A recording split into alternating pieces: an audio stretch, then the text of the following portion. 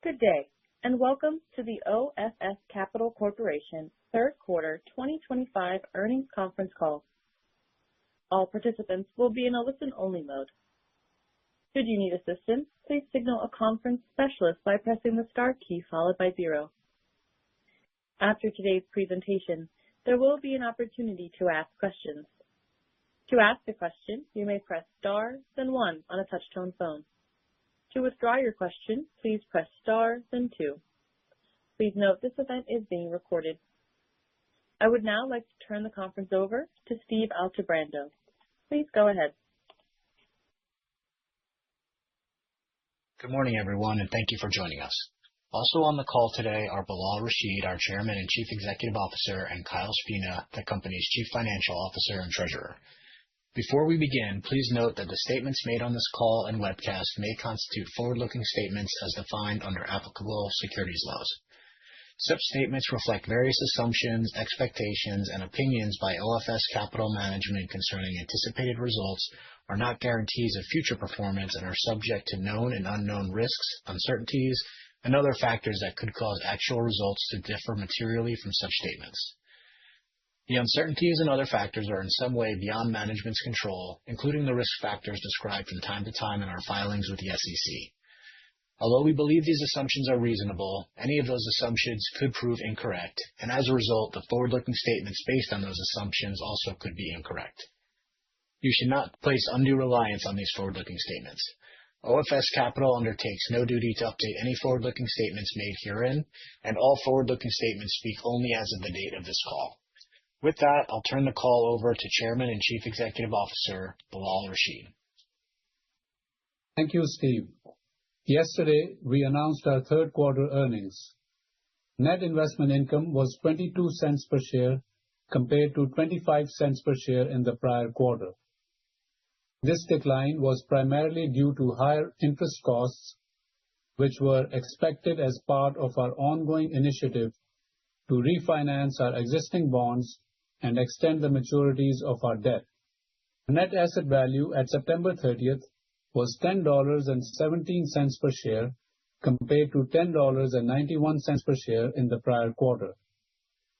The decrease was largely driven by a markdown on our equity investments, most notably our position in Fansteel Holdings, and unrealized depreciation on our CLO equity investments attributable to underlying loan spread tightening. Overall, we believe our credit portfolio is stable. During the quarter, we had one loan placed on non-accrual status, and one loan was taken off of non-accrual and moved to performing status. While we remain steadfast on preserving capital, we are strategically focused on efforts to improve our net investment income over the long term.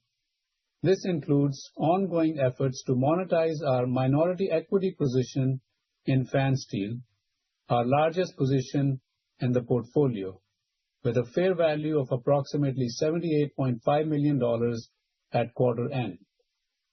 The fundamental performance of the company continued to improve, and the long-term outlook remains strong in our view. The reduced valuation mark reflects the challenging market conditions to monetize this asset despite the improved performance. While we remain confident in the portfolio company's long-term potential, a near-term exit could improve our net investment income and reduce concentration risk. However, we recognize this may come at the cost of realizing the investment's full fundamental value. As a reminder, our initial $200,000 investment in Fansteel in 2014 has generated approximately $4.2 million in distributions to date, and approximately 20 times return on our cost. Looking forward, the broader economic outlook remains uncertain. On the monetary front, so far this year, the Fed has lowered interest rates by 50 basis points, and there is potential for further reductions in the near term. Given that the vast majority of our loan portfolio is floating rate, continued rate cuts could reduce our net investment income. Despite this backdrop, we remain comfortable with the overall health of our portfolio. We have deliberately constructed our loan portfolio to be resilient by avoiding highly cyclical industries and maintaining our strong diversification. Our loan portfolio is entirely composed of first and second lien senior secured loans, reflecting our commitment to positioning higher in the capital structure. As for new originations, middle market M&A activity this year has remained below expectations. However, we remain actively engaged with our existing portfolio companies and are prepared to deploy additional capital if needed. As we mentioned on our last call, early in the third quarter, we began the process of refinancing our $125 million unsecured notes that were due to mature in February 2026. In July, we completed a $69 million unsecured public bond offering. These new public notes mature in July 2028. In August, we continued the refinancing process by completing a private placement of a $25 million unsecured note. This new private note matures in August 2029. Following the completion of these offerings, we repaid $94 million of the February 2026 notes in August, resulting in a leverage-neutral refinancing. We believe these actions have further strengthened our capital position and enhanced our operational flexibility. In addition, the public bonds have a non-call period of only 1 year, while the private unsecured note is prepayable at any time, providing us additional flexibility in an evolving rate environment. We expect to repay the remaining $31 million on the February 2026 notes ahead of the maturity. Additionally, during the quarter, we elected to reduce the size of our floating rate facility with BNP Paribas from $150 million to $80 million. We took this action as we embark on delevering the balance sheet. We believe our liquidity position remains sufficient, supported by our $25 million Banc of California floating rate corporate line of credit, which was undrawn at the end of the quarter. As we continue to navigate this uncertain environment, we remain confident in the experience and capabilities of our advisor. With approximately $4.1 billion in assets under management across the loan and structured credit markets, deep expertise across industries, and a track record spanning more than 25 years and multiple credit cycles, we believe we are well positioned to manage through this ongoing uncertainty. With that, I'll turn the call over to Kyle Spina, our Chief Financial Officer, to give you more details and color for the quarter. Thanks, Bilal, and good morning, everyone. As Bilal mentioned, we posted net investment income of $2.9 million, or 22 cents per share for the third quarter, which was down 3 cents per share from the second quarter. Top-line income increased $75,000 quarter over quarter. However, expenses increased by $418,000, leading to the decline in net investment income. As we alluded to on our last call, we announced yesterday that we are reducing the quarterly distribution to 17 cents per share for the fourth quarter of 2025. This adjusted distribution rate represented an implied 8.8% annualized yield based on the market price of our common stock as of September 30th. In light of ongoing interest rate cuts, coupled with our increased cost of financing, we determined it an appropriate time to better align our distribution rate with our net investment income. We believe this step will allow us to preserve capital as we focus on deleveraging and strengthening our balance sheet in this uncertain economic environment. Despite this reduction, we remain focused on improving our long-term returns as we continue exploring avenues to monetize our equity investment in Fansteel. Our net asset value per share decreased by approximately 7%, or 74 cents this quarter.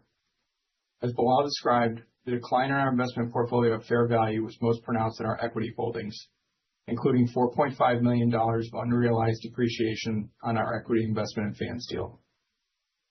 We also observed more meaningful net unrealized depreciation in our CLO equity holdings, totaling $4.0 million, attributable to spread tightening in the underlying loan collateral. We placed one loan on non-accrual status during the quarter, representing 1.8% of the total portfolio at fair value. We also placed one loan back on accrual status during the quarter, following the completion of a restructuring transaction. Overall, our loan portfolio was relatively stable quarter over quarter based on our internal credit ratings. At quarter end, our regulatory asset coverage ratio was 157%, a decrease of 3 percentage points from the prior quarter.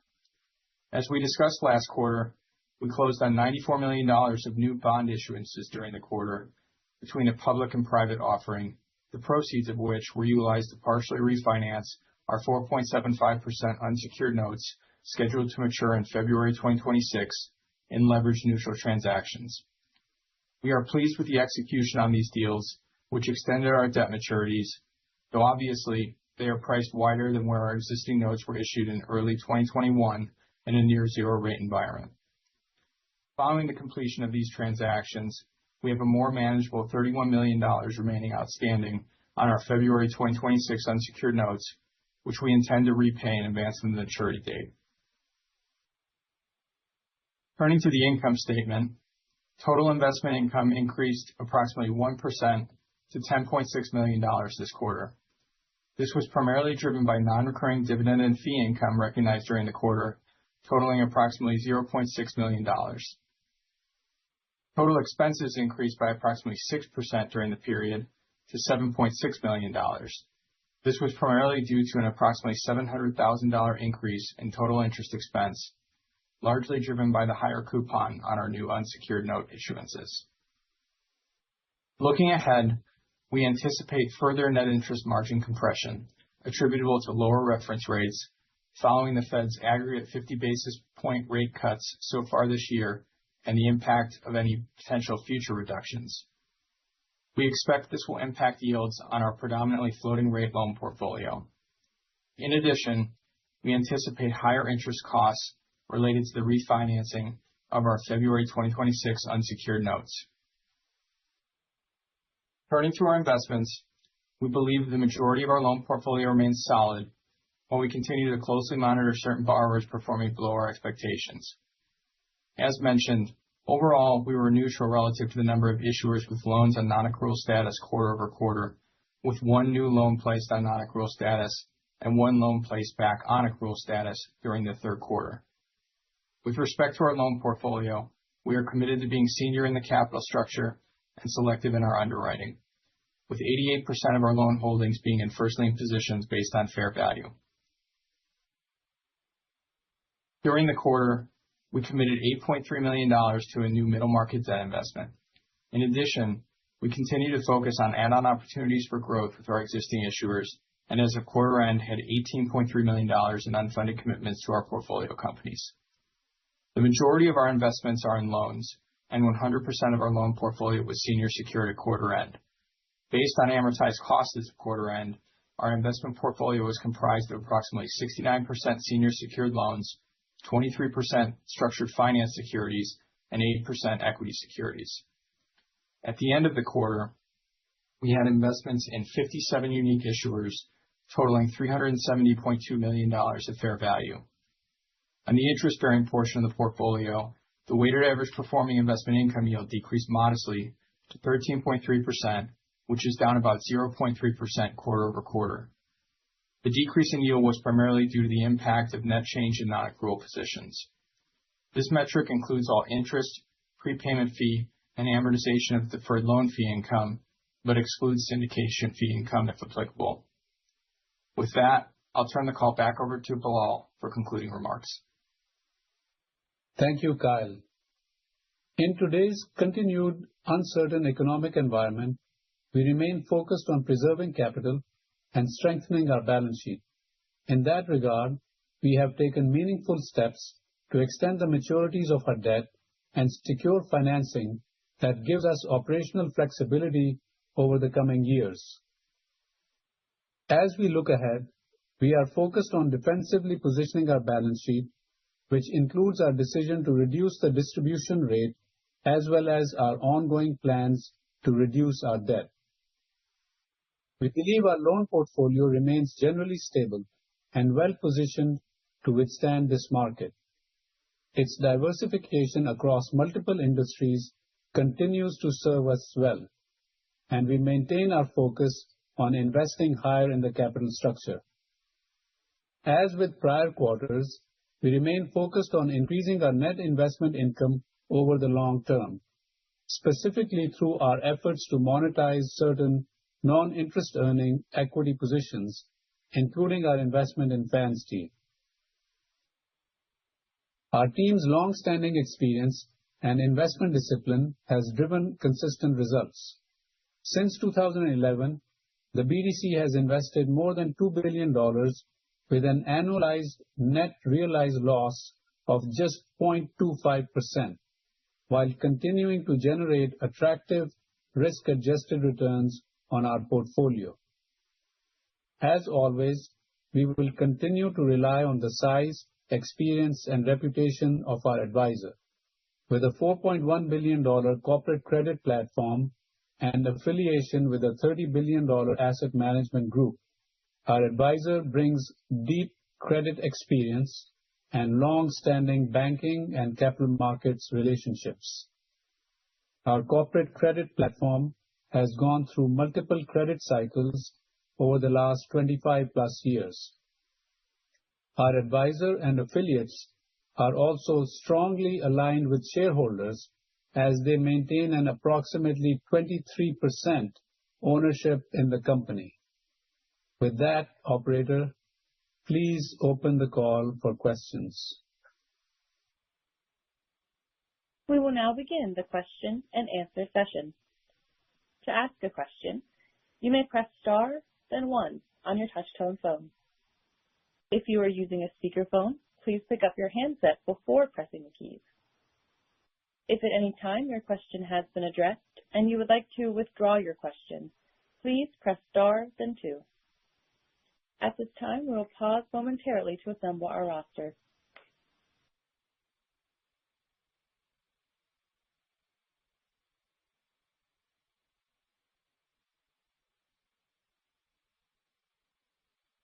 This concludes our question and answer session and concludes the conference call today. Thank you for attending today's presentation. You may now disconnect.